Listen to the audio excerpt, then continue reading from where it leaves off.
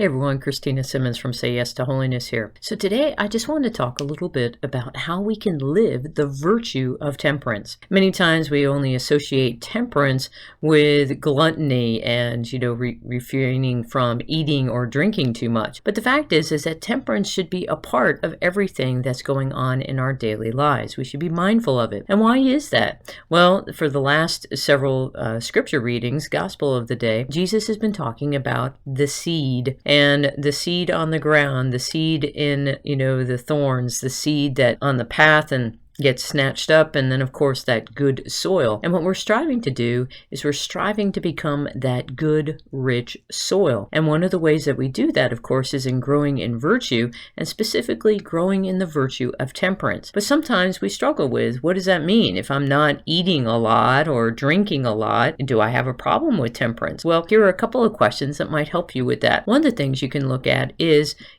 during your rest and recreation, the consideration, very simply, of, am I spending an inordinate amount of time or money on the things that I am going about during my rest time? For example, how much time am I spending watching TV? Or how much time am I spending playing video games? Or how much time am I doing things that are not bad in themselves, like going out and playing golf, or going out and doing whatever activity it might be that you really enjoy, but how much time are you spending on those? And also, how much money am I spending in the pursuit of those activities? Again, it's not that any of these things are bad in themselves, but is about in right proportions. So asking yourself the question, how much time and how much money am I spending on these things? Another is, for example, we can do something very simple for practicing temperance, even if we might not be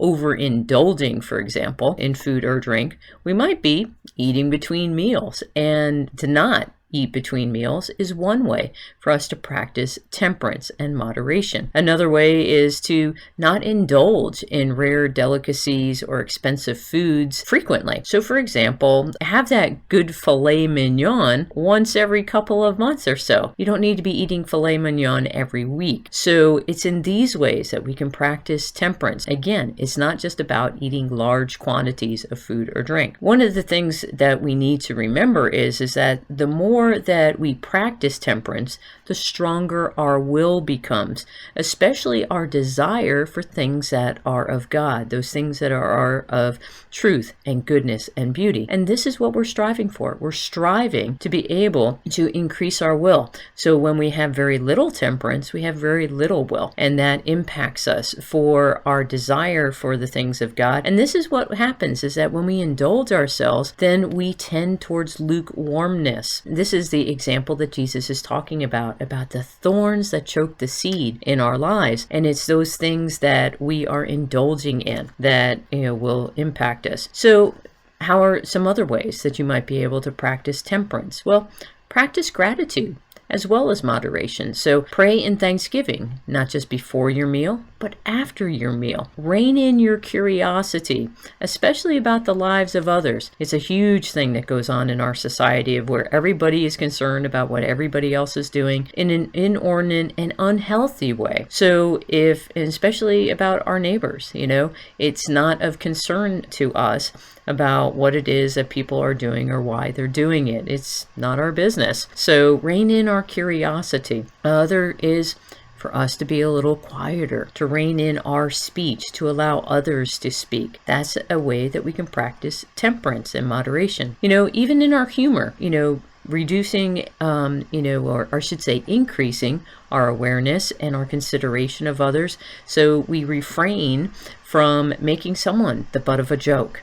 We don't point out necessarily their flaws. Other is that we look to kind of refrain from our vanity and ostentation, especially regarding our body and also how we dress. And then, another question that you can use very simply is that if you really need something, so something catches your eye or some activity or something, and ask the question, do I really need this? Or is it that I just want it? And so those are wonderful ways that we can practice temperance. I want to leave you with a quote from St. Pope John Paul II. He actually wrote an entire encyclical on temperance. It's actually called On Temperance, and you can read, it was in November of 1988, so if you want to read more, you can look to him. But he says this: I think that this virtue, temperance, requires of each person a specific humility with regard to the gifts which God has given to us in human nature. I would recommend a humility of the body